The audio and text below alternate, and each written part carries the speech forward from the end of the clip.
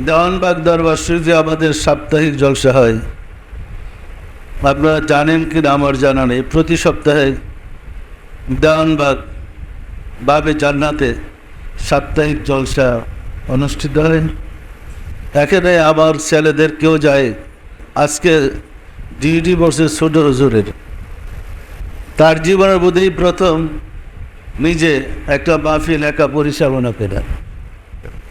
সম্মানিত আশিক রাসূলেরা, আমরা চাচ্ছি রাহমাতুল লিল আলামিনের আদর্শ, রাহমাতুল লিল আলামিনের সাথে যোগাযোগ করা এবং রাহমাতুল লিল আলামিনের বাণী নিজের মাঝে ধারণ করে তার জ্যোতি দ্বারা নিজেকে আলোকিত করার। আসলে নবীগণ রাসূলগণ পৃথিবীতে প্রেরিত হয়েছেই বান্দার সাথে আল্লাহর সাথে যোগাযোগ করে দেওয়ার জন্য। মানুষকে রব্বুল আলামিন আশরাফুল মাখলুকাত করে সৃষ্টি করেছিলেন, কিন্তু দলির দ্বারা এসে মানুষ আল্লাহকে বেমালুম বলে ফেলেছে।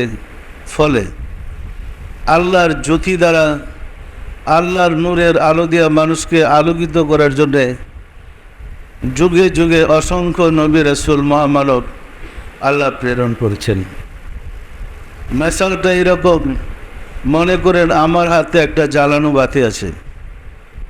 বাতি তো একটা, কেউ হিন্দু, কেউ বৌদ্ধ, কেউ খ্রিস্টান, কেউ মুসলমান, অসংখ্য মানুষ সবার হাতে নিবানো বাতিটা আছে।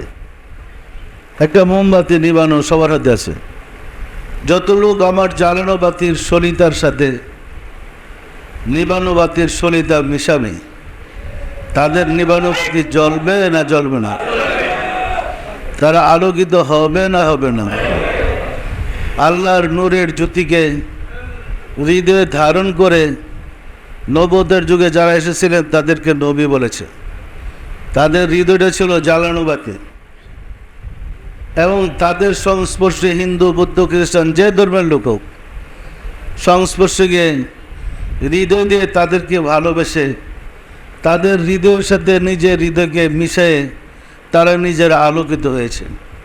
ফলে দেখা যায় এক বাতি থেকে অসংখ্য বাতি জ্বলে সারা বিশ্বে ইসলাম বিস্তার লাভ করছে। সম্মানিত আশিক রাসূলেরা, ধর্ম কঠিন বিষয় ছিল না, কিন্তু ধর্ম না জানার কারণে আমরা উহাকে জটিল এবং কঠিন করে ফেলেছি। আল্লাহ যদি হয় নূরময় সত্তা, আর উহা যদি আল্লাহর প্রেরিত নবী রাসূল মহামানবদের সেনাই থাকে, তো আল্লাহকে পেতে হলে কোথায় যেতে হবে? কোথায় যেতে হবে? যে হৃদয়ে নূরময় সত্তা জাগ্রত, সেখানে যেতে হবে।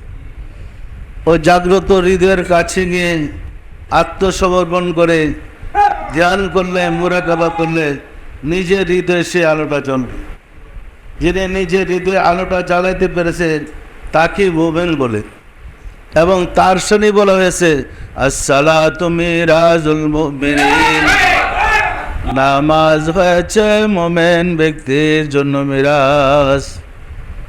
কুরআন আল্লাহ বলেছেন আল্লাহু ওয়ালিউল্লাযিনা আমানু, আল্লাহ মুমিনদের অভিভাবক। ওই ব্যক্তির গার্জিয়ান আল্লাহ হয়ে যান। এখানে কঠিন কোনো ব্যাপার নাই, একেবারে সহজ।